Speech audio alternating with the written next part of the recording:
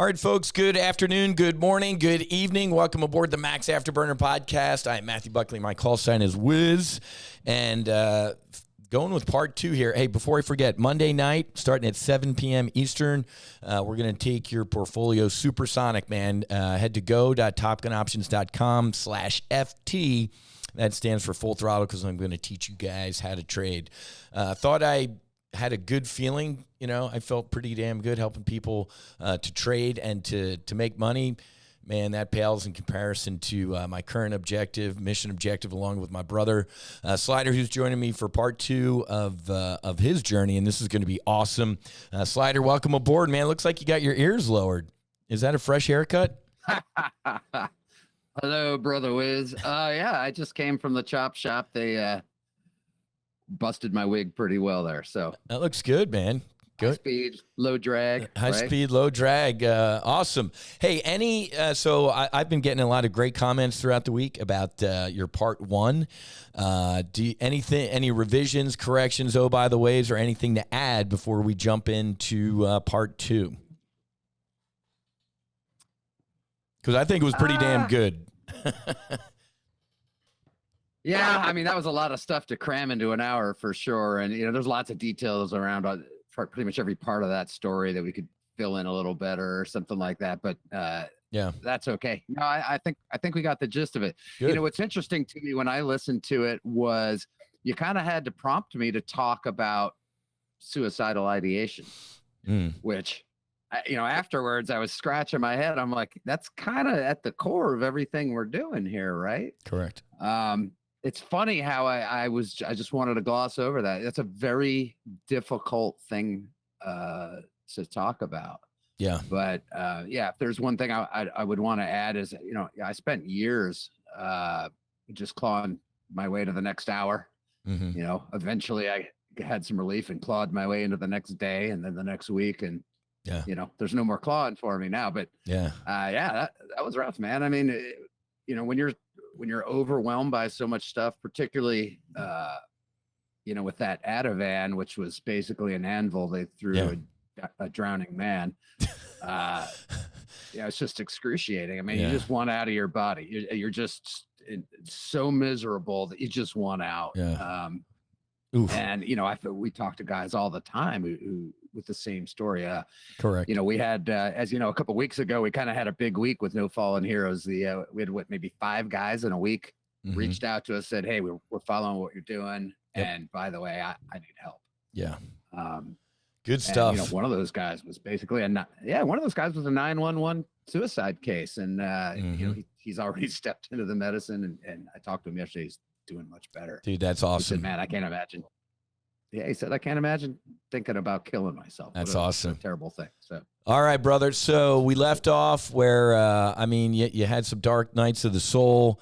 A mutual friend of ours saw my journey unfold and, you know, going from as fucked as a football bat to kind of being okay.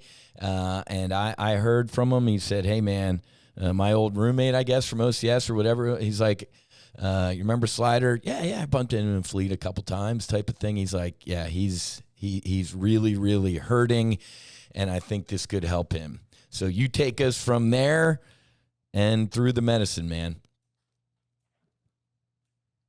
Yeah, that was a big one. So you're talking about our buddy Ponch. Yeah. Captain Brian Rivera, good, you know, great friend of mine, a great American, great dude, doing all kinds of things to make the world a better place right now. Oh, yeah. Yeah, so he came to me and said, hey, watch Wiz's initial debrief. And, you know, that was, I think we mentioned this in the last one. He just kind of got on there and said, man, you wouldn't believe what I just did. And I listened to it and, you know, I know you. I mean, yeah, that wasn't some crazy bullshit. And because you said it to me, it just resonated to me. And I was willing to listen to that. So I think that's a huge thing we're doing here with No Fallen Heroes and veterans in general is we need to give permission to say, hey, I'm struggling with something and to seek help for it. And, you know, hearing your success story, that I wouldn't have gotten there any other way. So hearing that, thank you, Wiz. Yeah, man. Did that. And thank you, Ponch. And when Ponch called me up and I listened to that thing, Yeah, man. I mean, Ponch spotted it for sure. Mm-hmm. It made me want to go. Like we say now, the medicine called to me, which, that type of language I thought was pretty fruity before I get it.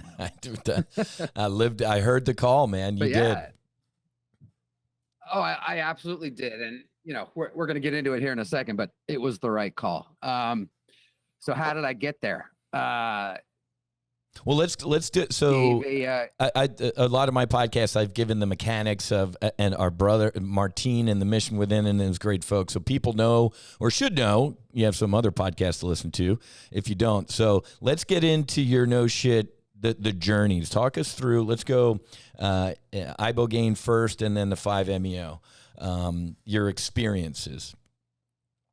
Okay, so what it was like when we actually got there. Yeah, so after fire ceremony, the first time, or down there with NV Neurogenesis, right?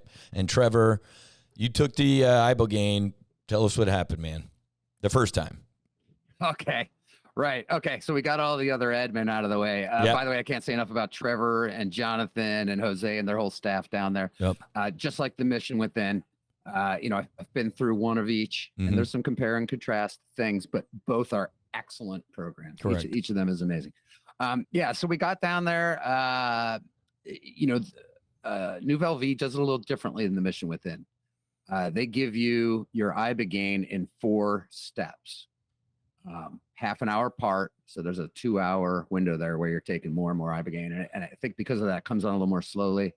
I guess that's the point of it. I had 2 very different experiences at the 2 places. We'll get to that, but I'm lucky on my first one. Not everybody has a profound mystical experience.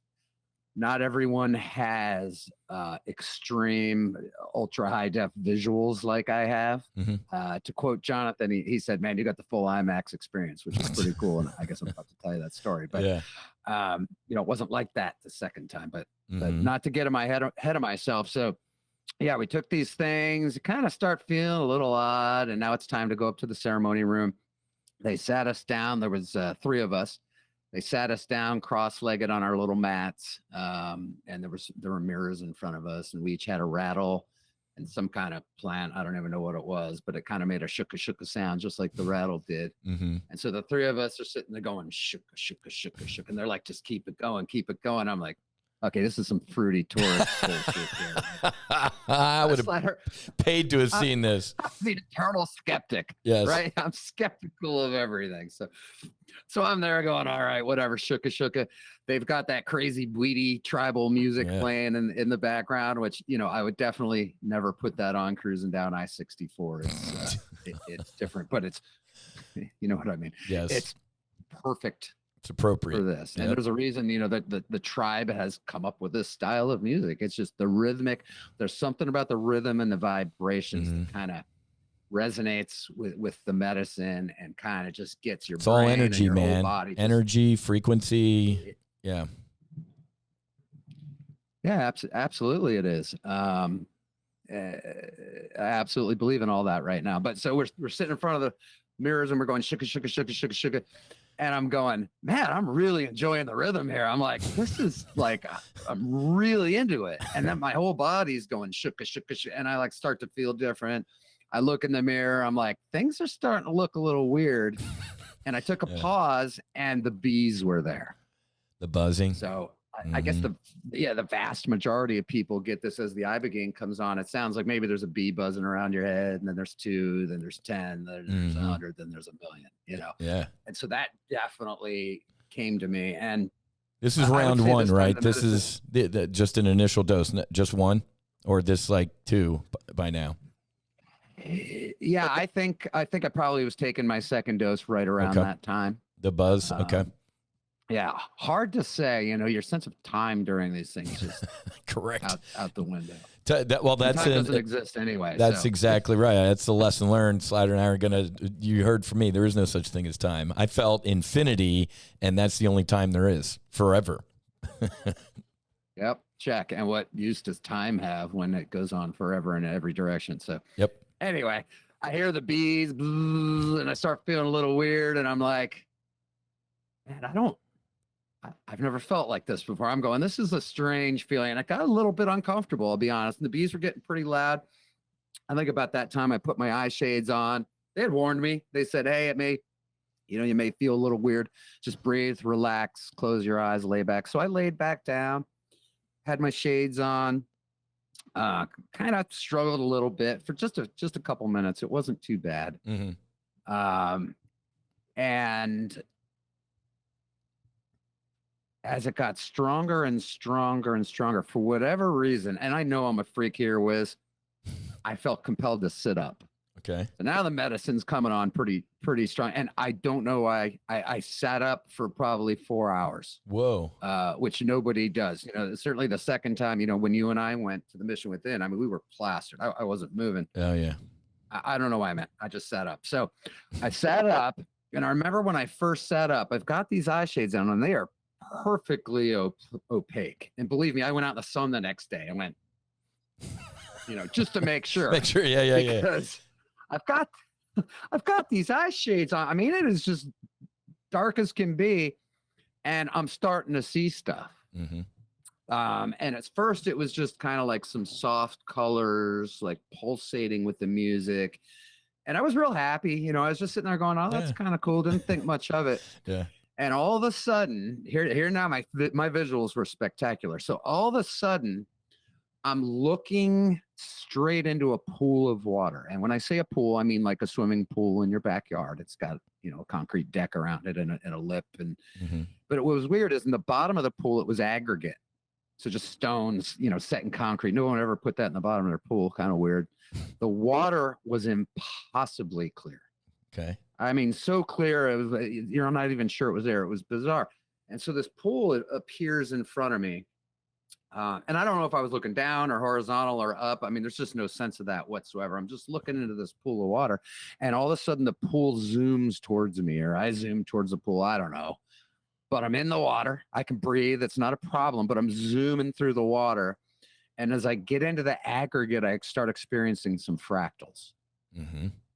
Right. So people don't know a fractal is, as you get closer and closer to something, you see more and more detail, and it just goes on forever. So I was just seeing more and more grain in there. Maybe I was seeing atoms. I don't know. Shapes. It just went. Yeah, it was weird. It just kept coming towards me like I was going through the bottom of the pool, and suddenly I burst out into this open space. And this is a theme throughout my 14 hours on the Ibogaine. There were times I would take my eye shades up. Yeah, there's still on Earth here. Exactly. Well, we're going to leave in a minute. But yeah, I wait for it. Okay. So, but I would check, I would look around, and then I'd put them back on. And each time there was some kind of transition into this different space. Okay. And Cynthia, later I talked to her about this, described it to me as, oh, that's the garden. And apparently that's a thing in these experiences that was new to me. But yeah, there was always some kind of entry into this garden. So I get into this space, and it's hard to say because I wasn't sitting on anything. I wasn't standing. I don't even know if I was physical, but I was definitely there. And it was real dark. And there was kind of a mist in the air, and those soft pulsating colors were still there. They started to become more pronounced. And then out of the mist, these faces started to appear, one after another. And they came very slowly. It wasn't threatening or scary or anything, but these faces kept coming to me. And I started to realize these are people I recognize. These are people from my life. Wow. But it wasn't their human faces. It was like these, you've seen the statues on Easter Island, right? They were kind of like that, carved out of some light colored stone, and they would come. And what was really cool about it is every time one came to me, a message was delivered to me. Wow. Now, there were no moving lips. These were stone icons, right? There was no sound. It was energy, psychic, or I don't know. But every one of these people had a message for me.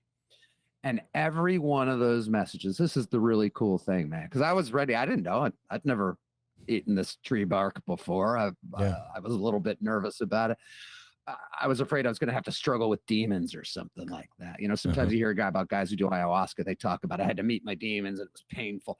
Nothing like that in my experience. It was comfort. Every bit of it was comfort. So every one of these faces came to me and delivered a message, along the lines of everything's going to be okay. You haven't done anything wrong. You're good enough. God is in you. You just name it, just one message after another. And I couldn't even tell you which one specifically sent me each message. But as they started coming and these positive messages were coming to me, they came faster and faster and faster. And I got to a point, this is very hard to describe. I'm going to try.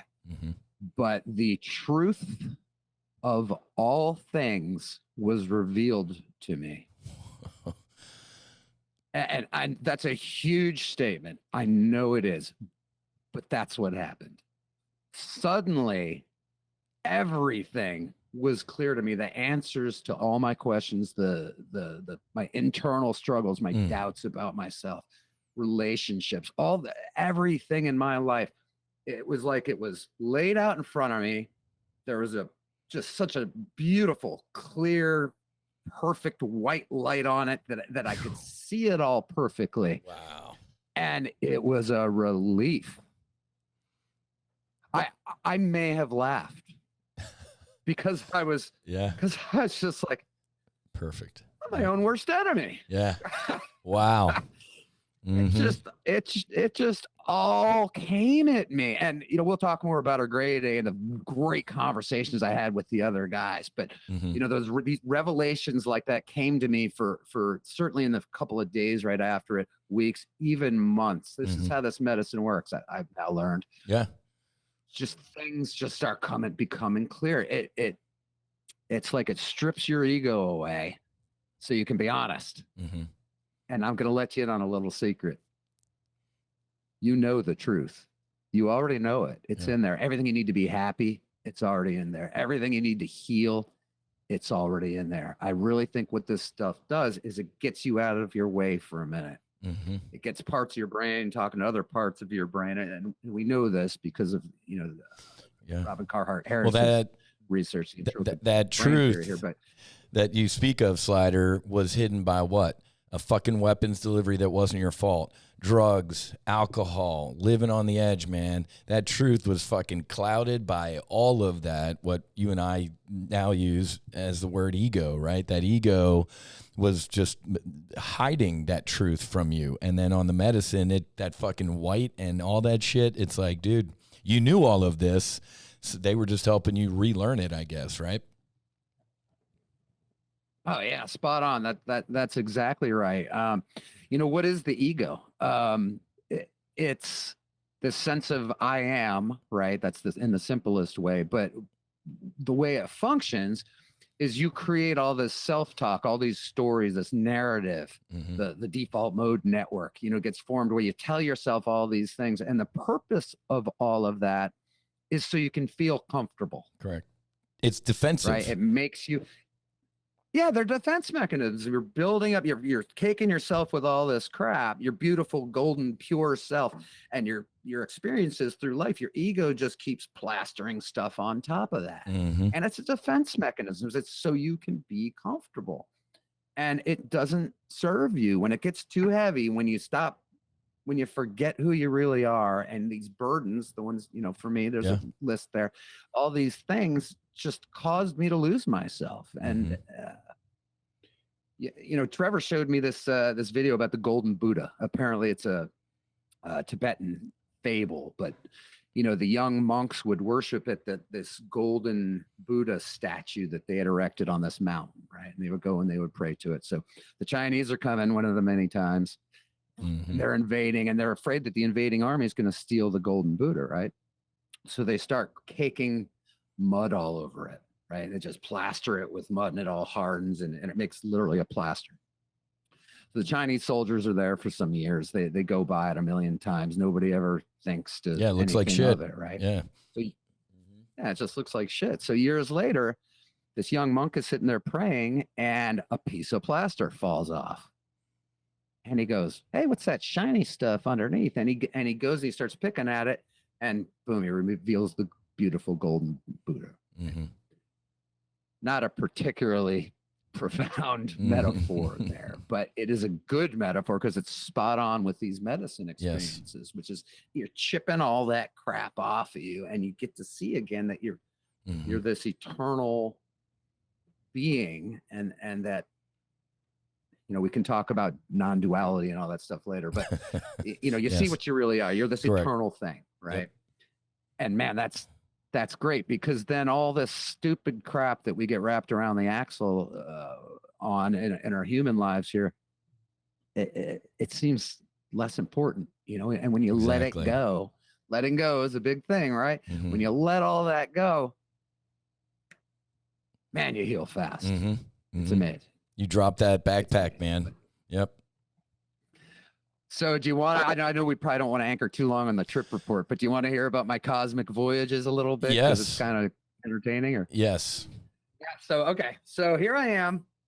These voices are coming out. The truth of all things is revealed to me. And honestly, I would say most of the healing happened in that first hour when all that hit me. For me, on this particular journey, the rest of it was awesome. It was really awesome. And, you know, I was so traumatized. My anxiety was so bad. My throttles were stuck in max AB. I mean, I was just a wreck when I got there. And I think I had this experience because I needed some peace. Yeah. I needed some beauty. I needed some peace. I needed something cool to happen. Yeah. I needed some relief. Yeah. The second time I did the Ibogaine, I needed something else, and we'll get to that. And you got it. So the medicine gives you what you need, not what you want. That was another one of those fruity sentences that I'm sure Slider and I would both tell you, like, that's a load of shit. It isn't. The medicine gives you what you need, not what you want. So both times Slider and I did our Ibogaine, man, we got what we fucking needed. So, all right, press. Yeah, world's biggest skeptic, but you're exactly right. So, so as these faces are coming, I start thinking, I wonder if I have any control over this. And the answer was awesome, because I had a lot of control. Here comes Slider, the engineer, man. What did I tell you before? I spent my whole life taking things apart because I had to see what was inside, right? I had to do that. So I get into this thing, and now I start summoning people from my life, from the earliest childhood that I can remember. My babysitter when I was 5 years old. I remember one night I had this terrible nightmare. And these things were falling on me, but I got my babysitter. I got my grandfather, my great-grandfather, my grandmother. I mean, you name it, ancestors out the wazoo. Some of them I didn't recognize. Friends from college, high school, all that, you know, my flying bros, all this.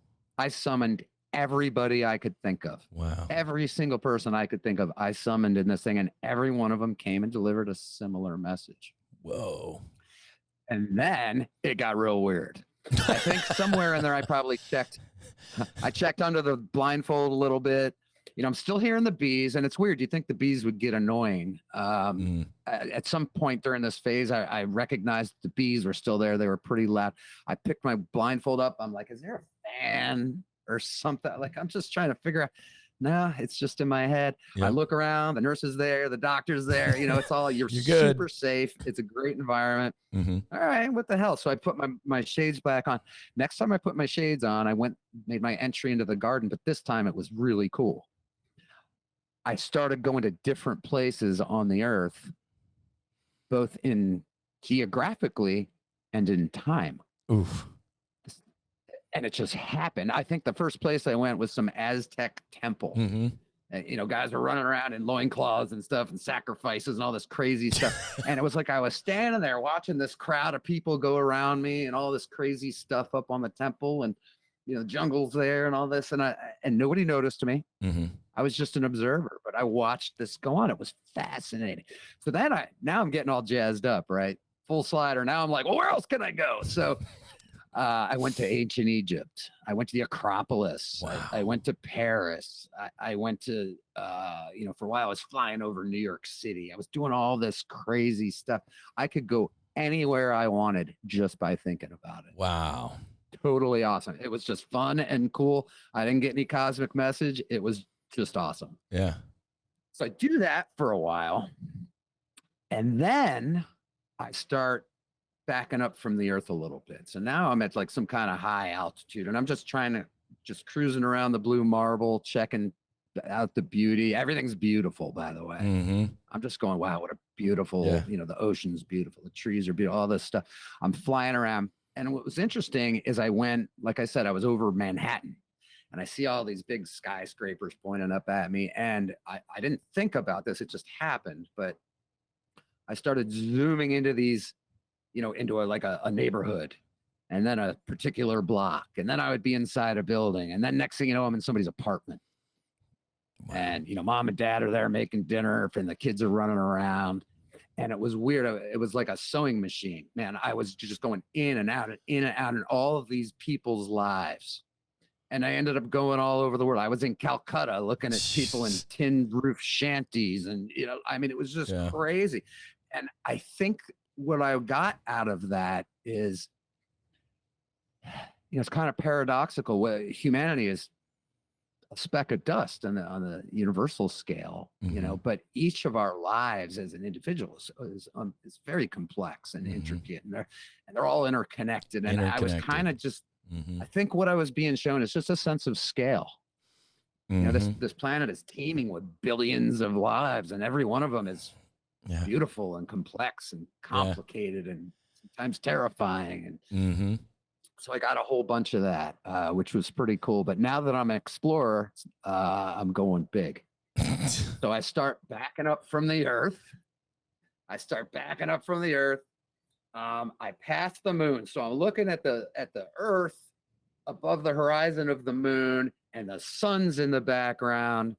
And I'm staring right at the sun. We've all been to Key West a million times. It's probably not the best thing to do even with good sunglasses, but yes, eat some African tree bark. You can stare at the sun all you want, even in the vacuum of space. And it was beautiful. Yeah.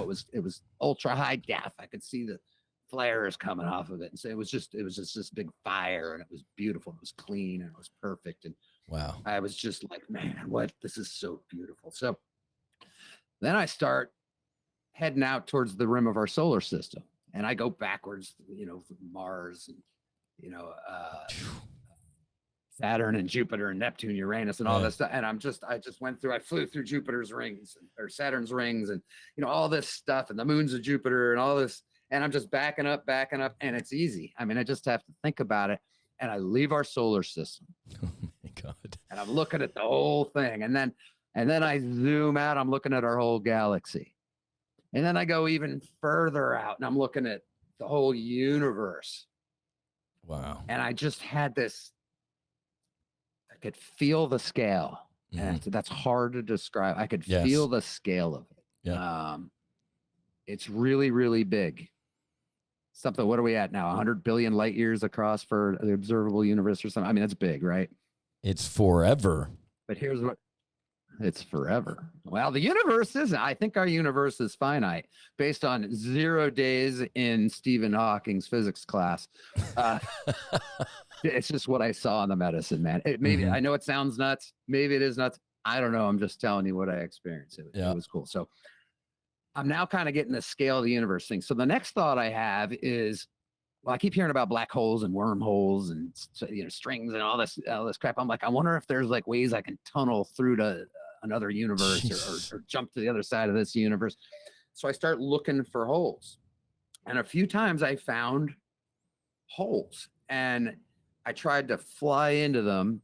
And as I got up to my shoulders, there was a soft resistance, and it stopped me, and I couldn't go. I tried that a few times. Whoa. So then I said, all right, screw the holes. Let me see if I can just blast outside the universe on my own. And I did. Oh my God, man. I did. And this is where it really got mind blowing. So all of a sudden I just pop outside of the bubble that is our universe, and I'm looking at our whole universe from the outside of it. From the outside of it. And it's like a big soap bubble or a snow globe, maybe, right? It's just this spherical that you can kind of see there's a boundary around it, but it's barely detectable, but it's a sphere. And I'm looking at our universe. I'm like, this is cool as shit. Our universe is not infinite. I'm like sitting here getting this. And then I start looking around, and I go, holy shit.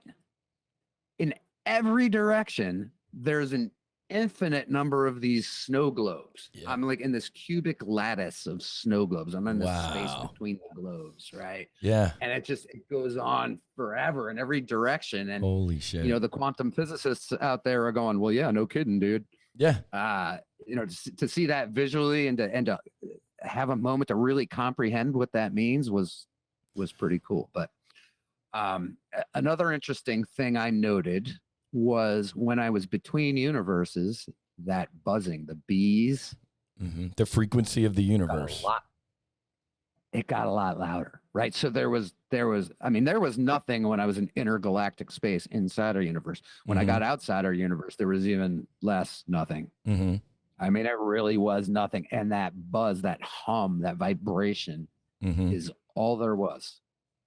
And I had this strange sense. I did not know what the unified field was at this point in my life. I got interested in that after this experience, but I came to believe that hum was some signature of whatever is binding all of this together. And I think we might call that the unified field. Maybe you experience it in that way with the medicine. I don't know. We're rich and we're outside of science at this point, but the experience was.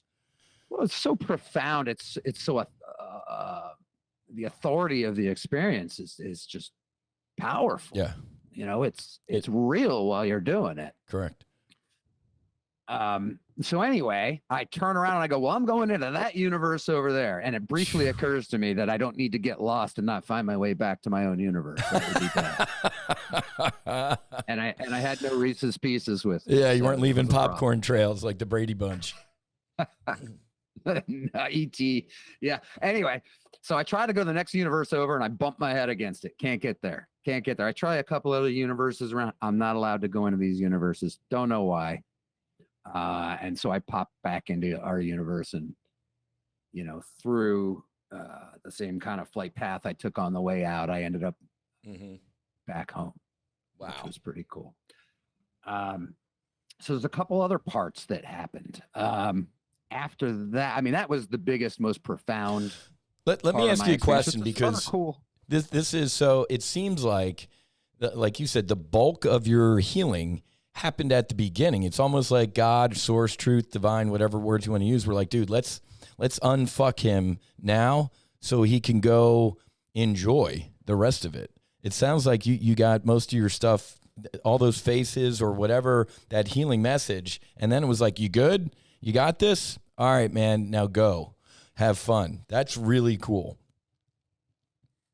Yeah, that's exactly right. And especially after my second voyage, or my second journey, I came to believe that was correct, because if I had a tough one the first time, I certainly wouldn't have gone back again. Exactly. I needed some salve. I was ass punch, man. I was hot. Yeah. I was in. Yeah. I was probably unbearable to be around at that point. Well, that's, when Ponch reached out, he's like, dude, this guy, Sliders, he's on the edge, man. I'm like, what the fuck can we do? Let's help him. So yeah, Ponch, definitely, you were down there, man. So you got exactly what you needed. Yeah, no doubt. It was exactly what I needed. So there's a couple other cool parts, and I'll say this just because it's cool, and I know we need to move on to some more stuff, but so there was a point where all of a sudden I became an eagle.